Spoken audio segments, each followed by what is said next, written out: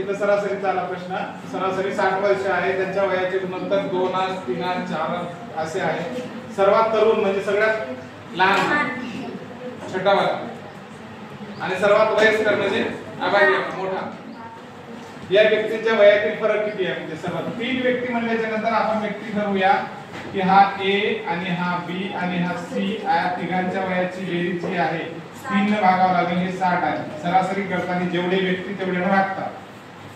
ए चं काय दिलेलं आहे तुम्हाला 2x बरोबर आहे. ए चं 2x, बी चं 3x आणि सी चं 4x भागीला 3 बरोबर 60.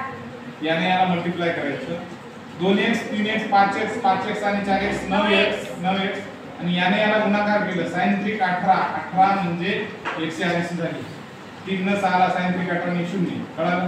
पुन्हा x बरोबर 180 भागीला 9 9 दोन्ही 18 हे झाले 20. x ची किंमत आली 20.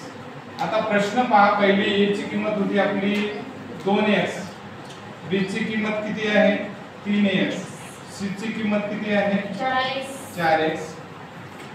2 गुणिले x ची किंमत काय आली 20. 20 दोन्ही 40. इथं 3 गुणिले 20 20 त्रिक 60.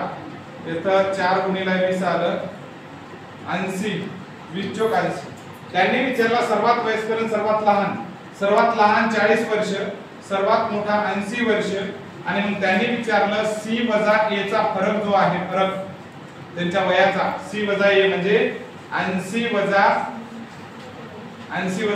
40 याच्यातला फरक यायला लागला 40 वर्ष. किती यायला लागला 40 वर्ष. हे आपलं उत्तर आहे. हो सर. कळलं.